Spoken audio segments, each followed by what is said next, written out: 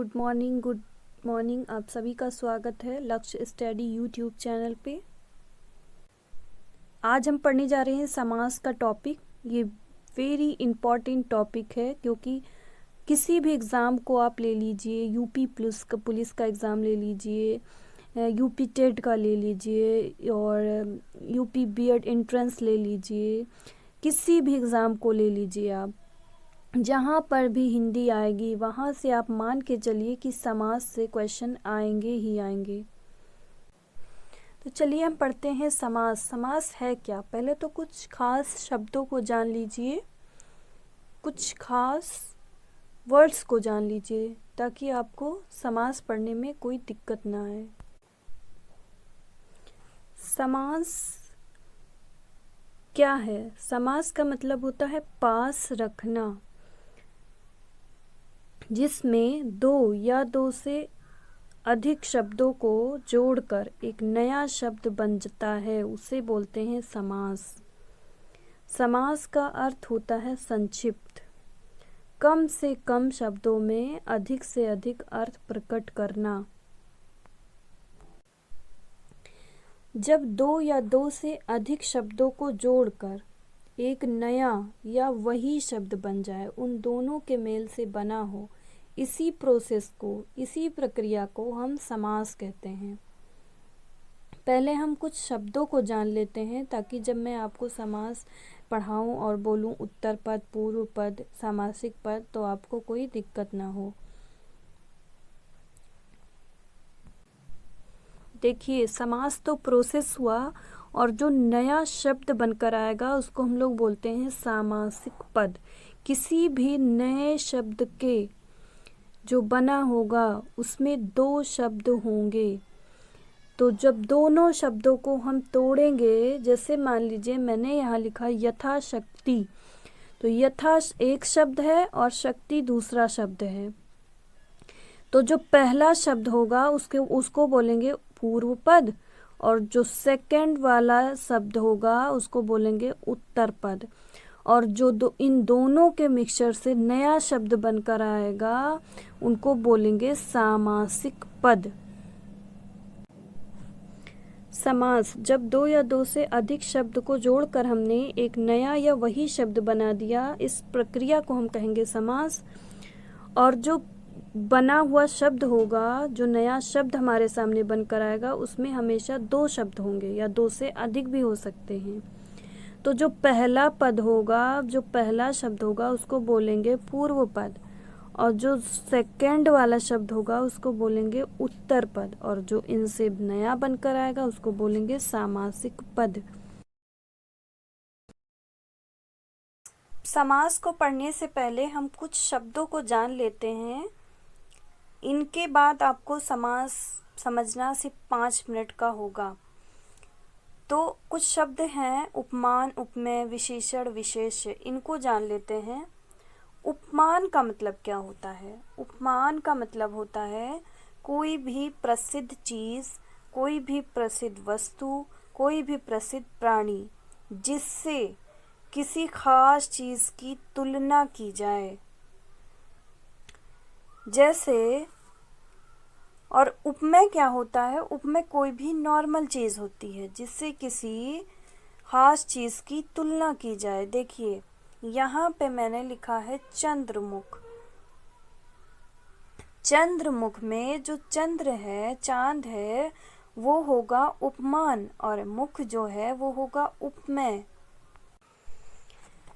जब हम किसी, यहाँ पे चंद्रमा से रिलेशन बना रहे हैं मुख का, तो जब हम किसी प्रसिद्ध चीज़ के साथ किसी नॉर्मल चीज़ की तुलना करेंगे, कंपेयर करेंगे, तो जो चंद्र है वो होगा उपमान, जो चांद है वो होगा उपमान, और कोई मुख जो होगा वो होगा उपमेय, क्योंकि मुख तो सभी के पास है और चांद तो एक ही है ना। अब कुछ शब्द है, नीचे देखिए, विशेषण और विशेष्य। विशेषण और विशेष्य क्या है? विशेषण वो शब्द होते हैं जिसमें हम किसी भी चीज़ की विशेषता बताएं, और विशेष्य वो शब्द होते हैं जिसके बारे में बात की जा रही है। एक एग्जाम्पल देखते हैं तो हमें चीज़ें और अच्छे से समझ आएंगी। देखिए मैंने यहाँ पे लिखा है नील कमल।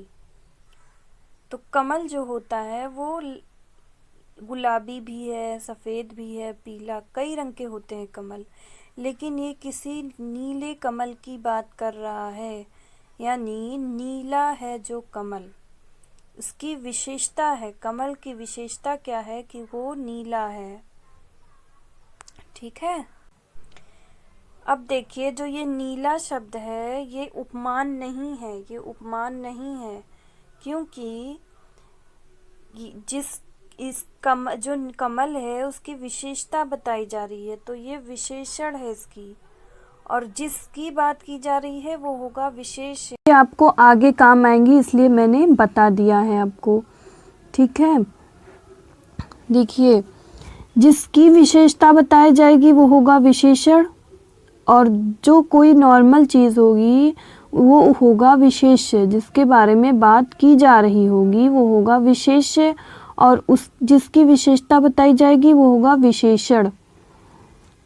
चलिए नेक्स्ट देखते हैं हम लोग समास के प्रकार। हम लोग यहाँ पढ़ने वाले हैं समास के प्रकार। हम यहाँ समास के 6 प्रकार को पढ़ेंगे। पहला है अव्ययी भाव समास, दूसरा है तत्पुरुष समास, और तीसरा द्वंद्व समास, चौथा द्विगु, और पांचवा कर्मधारय, छठा बहुब्रीहि समास। ये 6 प्रकार के समास की आज हम चर्चा करेंगे। अव्ययी भाव समास। अव्यय का मतलब होता है ऐसे शब्द जिनके ऊपर लिंग का, वचन का, काल का या कारक का फर्क न पड़े, ऐसे सभी शब्दों को अव्ययी भाव समास कहते हैं।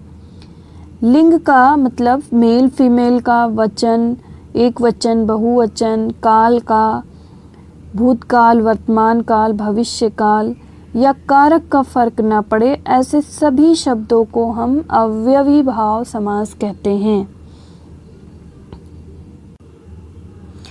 देखिए इसकी पहचान क्या है। आपको पेपर में एक शब्द देंगे और पूछेंगे कि इसमें से बताइए अव्ययी भाव समास क्या है। तो दिए गए समस्त पद में से जो पहला शब्द होगा, मैंने आपको अभी पढ़ाया समस्त पद, यानी जो पूरा दिया गया पूरा शब्द होगा। जैसे मैंने यहाँ लिख दिया आजीवन, आजीवन, ये पूरा पद है आजीवन, इसको बोलते हैं समस्त पद। तो इसमें आप देखिए आ, जो ये पहला शब्द है ना, इसको ये कहीं पे आपको मिल जाए, आ वाले शब्द, भर वाले शब्द, या यथा वाले शब्द, या प्रति वाले शब्द, और एक ही शब्द 2 बार रिपीटेड हो तो वो होता है अव्ययी भाव समास। और एग्जाम्पल देखिए, जितने भी बे वाले स्टार्टिंग के जितने भी पूर्व पद, यानी पहला पद जो होगा बे होगा, नी होगा, प्रति होगा, भर होगा, आ होगा, यथा होगा, और एक ही शब्द 2 बार होगा, ये सब क्या होगा अव्ययी भाव समास होगा। जैसे यहाँ पे देखिए निरक्षर, निवारण, बेरोजगार, बेरहम, बेबुनियाद, प्रतिदिन, प्रतिशत, भर पेट, भर पाई, आजीवन, आमरण, यथाशक्ति, यथासंभव, यथा स्थान। यही नहीं, किसी भी वर्ड में अगर आपको सबसे पहला पद बे मिले, नी मिले, प्रति मिले, भर मिले, आ मिले, यथा मिले और एक ही शब्द 2 बार मिले तो वो होगा अव्ययी भाव समास। जैसे मैंने यहाँ लिखा आजीवन, तो आजीवन, कोई लड़का अगर कहे मुझे आजीवन अपने परिवार की सेवा करनी है, कोई लड़की कहे मुझे अपने आजीवन अपनी समाज की सेवा करनी है या अपने परिवार की सेवा करनी है, तो इसके ऊपर न लिंग को क्या फ़र्क पड़ता है। कोई लड़का कहे, लड़की कहे, ना किसी चीज़ का फ़र्क नहीं पड़ा ना, न लिंग का, ना वचन का, ना काल का, ना कारक का। तो ऐसे सभी शब्द जिनमें स्टार्टिंग वाले अव्यय हो, बे वाले शब्द हो, नी वाले हो, प्रति हो, भर हो, आ हो, एक ही शब्द रिपीटेड हो, जैसे रातों रात, दिनों दिन, अलग अलग। यहाँ आप देखिए एक ही शब्द 2 बार रिपीट हो रहा है, इसका मतलब ये अव्ययी भाव समास है। लेकिन पेपर में दे दे रातों दिन, तो रातों दिन अगर दे दे तो वो क्या हो जाएगा, वो अव्ययी भाव समास फिर नहीं होगा, वो होगा द्वंद्व समास। लेकिन अगर दे दे रिपीटेड वर्ड, मैंने क्या कहा, एक ही शब्द 2 बार दे दे, जैसे रातों रात, तब होगा अव्ययी भाव समास। अगर दे दे रातों दिन तो फिर वो द्वंद्व समास होगा, जिसको हमने अभी पढ़ा नहीं है। अब पढ़ते हैं हम लोग तत्पुरुष समास। अगर तत्पुरुष समास आपको समझना है तो जो दिया गया समस्त पद होगा उसको आप तोड़ के देखिए। जब आप उसे तोड़ेंगे तो उसमें के, को, से, में, ये सारे शब्द आपको मिलेंगे, विभक्ति चिन्ह मिलेंगे उन शब्दों को आपको तोड़ने पर। जैसे मैंने लिखा रसोई घर, मैंने लिखा रसोई घर, रसोई घर मतलब रसोई के लिए घर। यहाँ पे आपको के, की, ये सारे शब्द आपको तोड़ने पर मिलेंगे, रसोई के लिए घर। इसी तरह जैसे मैंने यहाँ लिखा देशभक्ति, तो देश के लिए भक्ति, रसोई घर, रसोई के लिए घर। इसमें दिया गया समस्त पद जो होगा उसका दूसरा पद प्रधान होगा। जैसे मैंने लिखा माखन चोर, तो माखन को चुराने वाला, को, हर जगह आपको का, को, से, में, ये सारे विभक्ति चिन्ह मिलेंगे। सेनापति, सेना का पति, नेत्रहीन, नेत्र से हीन, रोगग्रस्त में देखिए रोग से ग्रस्त, गृह प्रवेश, गृह में प्रवेश में यहाँ पे आपको मिलेगा। तुलसी कृत यानी तुलसी द्वारा कृत या तुलसी द्वारा रचित, द्वारा मिलेगा, में मिलेगा, से मिलेगा, के मिलेगा, को मिलेगा, सारे विभक्ति चिन्ह आपको मिलेंगे इनको तोड़ने पर, और इसका दूसरा पद प्रधान होगा। अब हम लोग पढ़ेंगे द्विगु समास। द्विगु समास जिस समास का पूर्व पद मतलब पहला पद, पहला शब्द संख्यावाचक हो तथा वह समूह का बोध कराता हो, उसे द्विगु समास कहते हैं। जैसे आप कह लीजिए चौराहा, 4 राहों का समूह चौराहा। आप कह लीजिए चारपाई, तो ये सब जो शब्द हैं इनमें पहला पद जो है वो संख्यावाचक होगा। जैसे त्रिफला, त्रिवेणी, त्रिलोक, त्रिकोण, ये सब जितने हैं ये होंगे द्विगु समास, पहला पद इनका संख्यावाचक होगा। जैसे तिराहा, तिरंगा, चारपाई, चौराहा, चौमासा, दोराहा, त्रिफला, त्रिवेणी, त्रिलोक, त्रिकोण, त्रिवेद, ये सब शब्द जितने मैंने लिखे हैं, पंजाब, पंचमृत, आप सब में देखिए सब संख्यावाचक और समूह का बोध करा रहा है।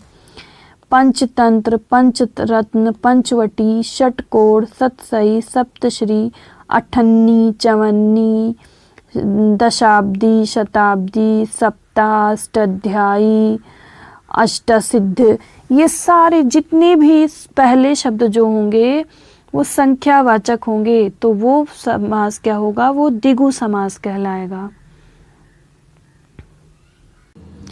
अब हम लोग पढ़ेंगे द्वंद्व समास। द्वंद्व समास जो होता है, जो मैंने अभी आपको बताया उत्तर पद और पूर्व पद, ये दोनों पद समानता होती है, इन दोनों पदों के बीच में और शब्द का लोप होता है। यानी जब इनको आप तोड़ेंगे तो इसमें बीच में आपको और शब्द लिखा मिलेगा, और एक इसकी पहचान है कि ये ऑपोजिट वर्ड होंगे, यानी विपरीतार्थक शब्द होंगे। जैसे आप ले लीजिए माता पिता, भाई बहन, पाप पुण्य। जब आप इनको तोड़ेंगे ना तो ये क्या बनेगा, माता और पिता, भाई और बहन। और यहाँ क्या लिखा है कि बीच में और का लोप होता है। पाप पुण्य, हाथ पैर, दूध दही, तन मन, ऊंच नीच, अमीर गरीब, दाल रोटी, दाल चावल, उत्तर दक्षिण, राम सीता, राधा कृष्ण, राम लक्ष्मण, ये शब्द जितने होंगे उसमें द्वंद्व समास में आएंगे। और द्वंद्व समास में ऑपोजिट वर्ड आपको या तो मिलेंगे या तो, और जो भी शब्द होगा उनमें दोनों में समानता होगी, यानी इक्वलिटी होगी। माता और पिता में आप देखिए दोनों इक्वल हैं। और अमीर गरीब में देखिए इसमें अपोजिट वर्ड है। इसी तरह दाल रोटी, दाल चावल, उत्तर दक्षिण, ये सारे शब्द जो हैं वो द्वंद्व समास में आएंगे। और इसमें बीच में ये वाला जो आप चिन्ह देख रहे हैं ये आता है, ये भी इसकी एक पहचान है। लेकिन मैंने अभी आपको बताया था अव्ययी भाव समास में तो गड़बड़ मत कर देना, कुछ अपवाद होते हैं उनको पढ़ लेना चाहिए।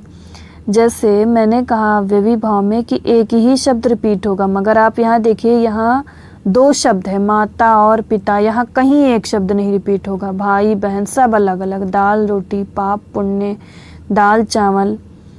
इसी तरह अगर होता यहाँ पे मान लीजिए भाई भाई होता, भाई बहन की जगह भाई भाई लिखा होता, एक ही शब्द रिपीट होता तो वो अव्ययी भाव होता। लेकिन यहाँ दूसरा शब्द होगा, या तो इक्वालिटी वाला शब्द होगा या तो अपोजिट वर्ड होगा, वो होगा द्वंद्व समास।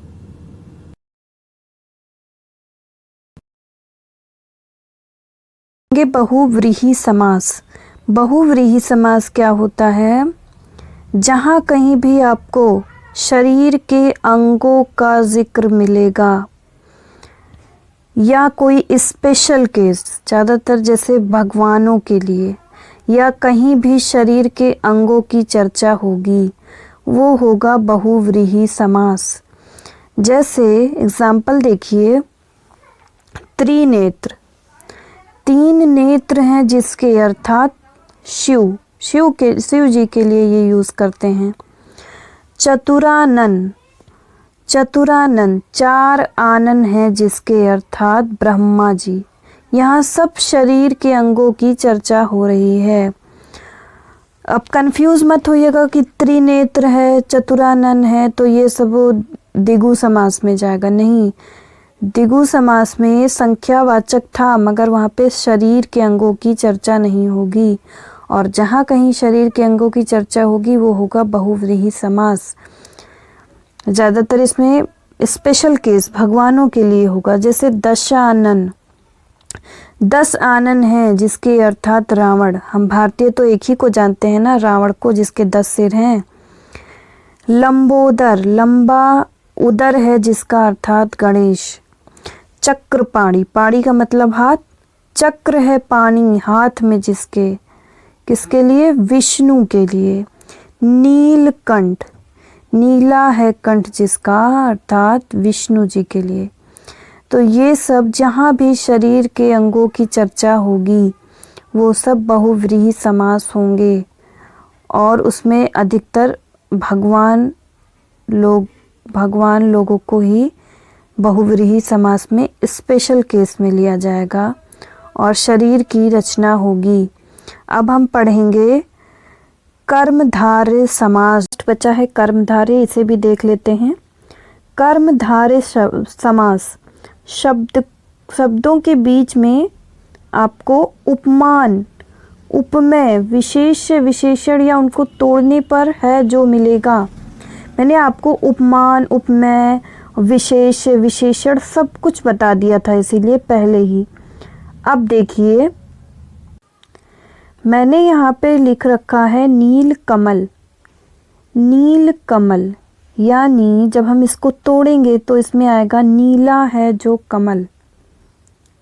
यहाँ पे है जो आएगा बीच में, नीला है जो कमल, नीली है जो गाय, काली है जो मिर्च, प्रधान है जो मंत्री, महान है जो राजा। इस सब टाइप के, महात्मा, महान है जो आत्मा, ये सब कर्मधारय समास में आएंगे। अब देखिए यहाँ पे नील कमल, यहाँ पे कमल की विशेषता क्या है कि ये नीला है, तो ये होगा विशेष्य। और कमल क्या होगा, नीला जो होगा वो होगा विशेषण, और कमल जो होगा वो होगा विशेष्य, जिसके बारे में बात की जा रही है। यानी नीले कमल की बात हो रही है, नीला है जो कमल। इसी तरह नीली है जो गाय, आप इसे तोड़ेंगे तो है जो मिलेगा, और विशेषण और विशेष्य मिलेगा। देखिए नीली है जो गाय, गाय तो कई रंग की होती है, मगर यहाँ किसी खास रंग की है जो नीली गाय, उसकी बात की गई है। इसी तरह आप ले लीजिए काली मिर्च, मिर्च तो कई तरह की है, लेकिन यहाँ किसी खास काली मिर्च का जिक्र हुआ है, इसका मतलब इसमें कर्मधारय समास है। जहाँ किसी भी चीज़ की, किसी भी नॉर्मल चीज़ की या जिसकी बात की जा रही है उसकी विशेषता बताई जाए, वो होता है कर्मधारय समास। प्रधान है जो मंत्री, वो होता है प्रधानमंत्री। महान है जो राजा, राजा तो बहुत से हुए मगर महान हर कोई थोड़ी होता है। महान है जो राजा, महान है जो आत्मा, उसको कहेंगे महात्मा। ये सब होगा कर्मधारय समास। अब देखिए ये सब तो हो गया विशेषण और विशेष्य वाले एग्जाम्पल। एक आधा उपमान और उपमेय का भी देखते हैं। हमने यहाँ पे लिख रखा है चंद्रमुख, तो चंद्र मैंने बताया कि ये होगा उपमेय, क्योंकि ये फेमस चीज़ है, और इसको किसके साथ कंपेयर किया गया है, मुख्य के साथ। तो मुख्य जो है वो उपमेय होगा, क्योंकि मुख्य एक नॉर्मल सी चीज़ सबके पास है, और चंद्रमुख सबके पास नहीं है ना, तो इसको क्या कहेंगे, ये उपमेय और उपमान इसमें है।